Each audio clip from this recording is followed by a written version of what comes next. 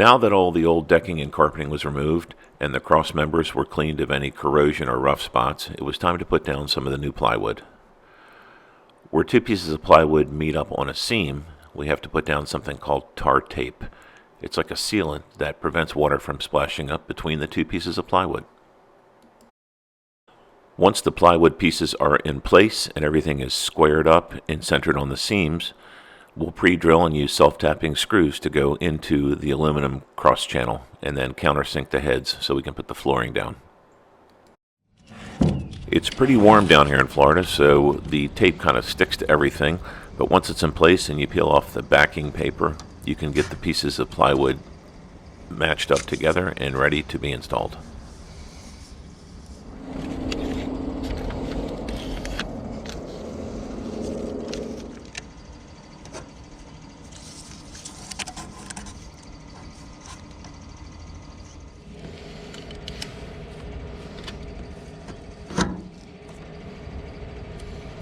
The plywood that we use for the flooring is a BC grade, which means one side is smoother, so it has those patches in it. And it's marine grade 3/4 inch plywood, which has a special glue. This edge here is going to tuck underneath of that channel. This is an example of where two pieces of plywood will meet together and they're on top of the channel with the tar tape. Once the plywood is in place, I use some heavy-duty ratcheting tie-down straps and some blocks of wood to get everything all squared away and lined up evenly on the seams.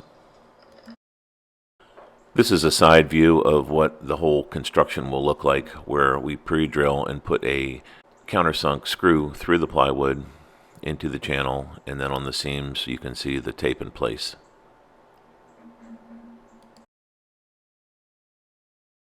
Some of the Z channel that went across was bent, so I used a clamp and got it to a 90-degree position before screwing everything together.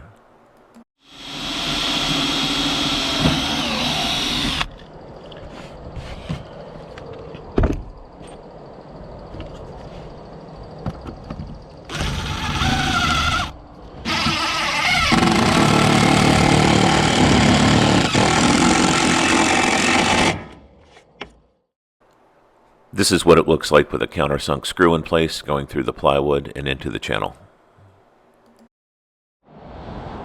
I kind of have a Rube Goldberg array of straps going in different directions, but everything is square and all the seams are tight while I'm screwing it all together.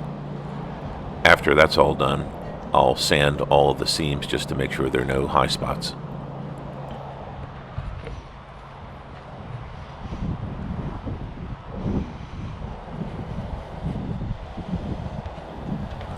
I needed a few more screws to complete the job, so I'm waiting for them to arrive, and then I'll get back to work.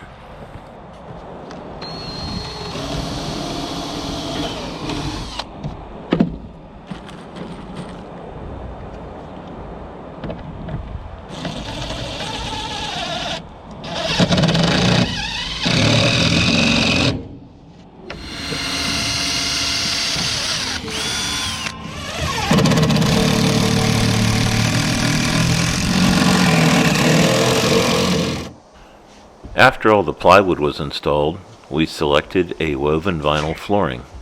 That was a favorite of my wife's.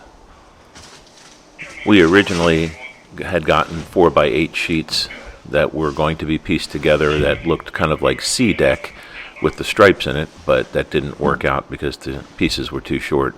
So we reordered some sheet goods that were 8.5 feet wide and 20 feet long, and it made installation a lot easier. The first thing was to get everything unrolled and let it warm up in the sun. And then we were going to be positioning it and then putting down the adhesive one half at a time.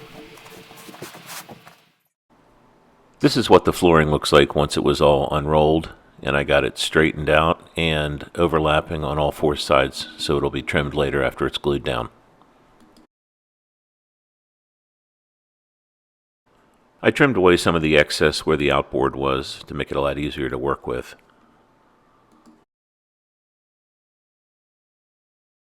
This will be infinitely easier to do in the future once I have a bigger garage, but for now I had to roll back the flooring and get it to the halfway point making sure that it stayed straight, and then put down the adhesive on one side and then the other. I used Deckmate D128 and I needed 2 gallons of it. I bought it from pontoonstuff.com and I ordered it through Tom's Tunes, and I got a discount by using his discount code. It's important to have good ventilation when using this adhesive because it really stinks, and then you need to put out a whole gallon of it on each side and roll it out with a small napped roller, like a 1/4-inch roller, that helps spread the adhesive all over the plywood. It also fills in any of the little gaps in the countersunk screw holes. The best way to apply it is just pour it out and then use a roller to make sure that you have the entire plywood area covered.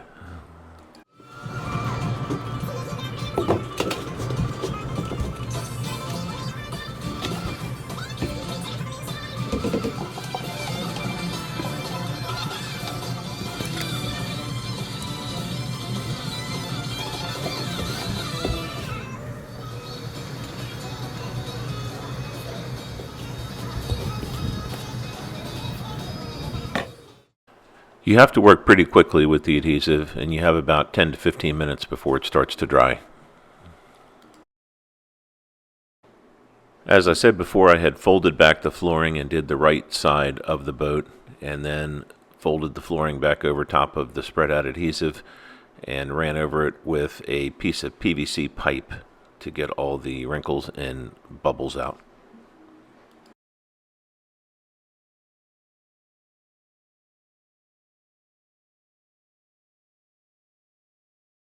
This would have all been infinitely easier if I could actually stand up when I was working, but I had low clearance with our garage.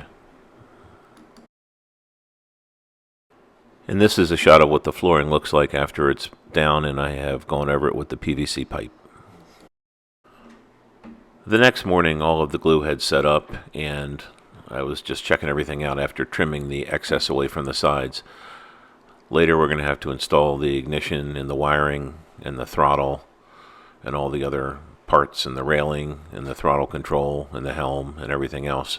But for now, we just have a clear surface to work on, and the next video we'll start putting the railings up. Thanks for watching, and don't forget to like and subscribe.